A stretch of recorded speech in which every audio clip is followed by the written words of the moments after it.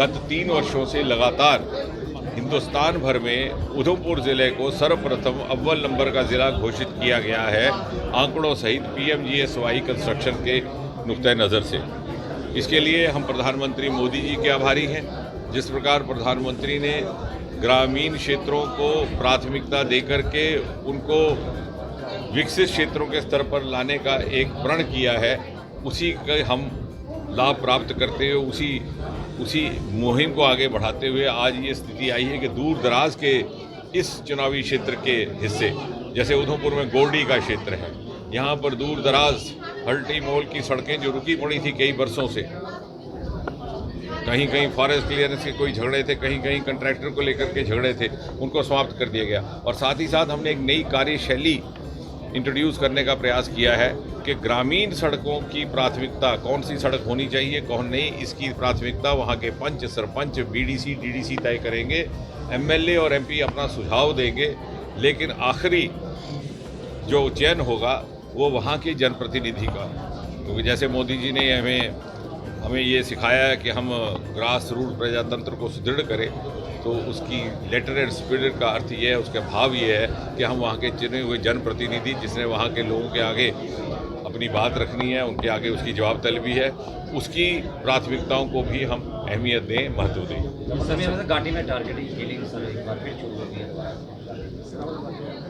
अब देखिए, जो राहुल भट्ट की जो हत्या हुई है उसकी कोई सफाई देना संभव नहीं, कोई जस्टिफिकेशन नहीं, ना ही उसकी भरपाई हो सकती है। मुझे लगता है प्रशासन इसका संज्ञान लेगी, जहाँ जहाँ कोई कोताहियाँ हैं, मिसिंग लिंक्स हैं, उनकी भरपाई की जाएगी। यदि कहीं समन्वय की कमी है भिन्न भिन्न एजेंसीज़ के बीच में, तो उस समन्वय को भी मुकम्मल करने का प्रयास किया जाएगा। जहाँ तक केंद्र का सवाल है, जहाँ तक प्रधानमंत्री मोदी जी का नेतृत्व का सवाल है, हर प्रकार का सहयोग एवं सहायता जम्मू कश्मीर को उपलब्ध है। मत तो कुल मिलाकर के यदि आप देखें, क्योंकि हम कल भी श्रीनगर में थे, इस साल जिस प्रकार का टूरिस्ट सीज़न वहाँ पर देखने को मिला है, उससे ये जाहिर होता है कि परिस्थितियाँ बहुत तेज़ी से सामान्य होती जा रही हैं। लेकिन जिन लोगों को, जिन तत्वों को सामान्य स्थिति के साथ लगता है कि उनकी चलती हुई राजनीति को खलल पड़ेगा, वो इस प्रकार की घटनाओं में प्रत्यक्ष अथवा अप्रत्यक्ष रूप से शामिल हो जाते हैं। सबसे बड़ा सवाल तो एवं सहायता जम्मू कश्मीर को उपलब्ध है। मत तो कुल मिलाकर के यदि आप देखें, क्योंकि हम कल भी श्रीनगर में थे,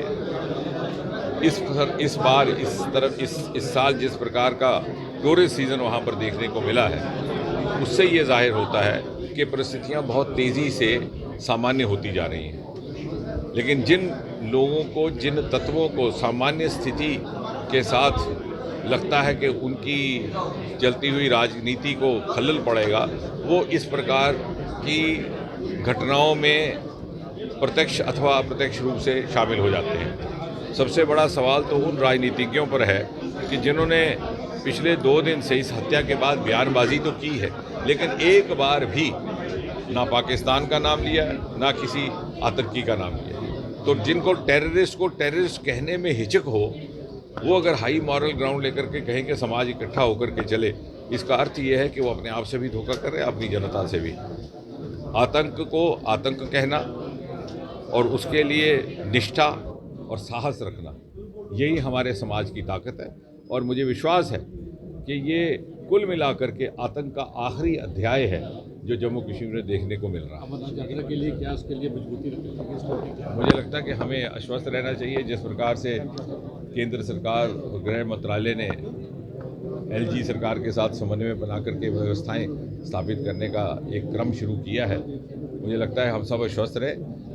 कठुआ की धरती पर खड़े होकर मुझे ये भी कहते हुए गर्व महसूस होता है कि लखनपुर जो प्रवेश द्वार है, वहाँ पर हम एक विशेष प्रकार का डेस्टिनेशन स्थापित करने का भी एक योजना बना रहे हैं। वहाँ महाराजा गुलाब सिंह की मूर्ति तो स्थापित हो ही चुकी थी, ताकि जो यात्री आएँ उन्हें जम्मू कश्मीर में प्रवेश करते ही एक अच्छा सुखद सा अनुभव महसूस हो। कश्मीरी पंडितों ने कहा हमें जम्मू भेज दिया जाए, क्या कहेंगे?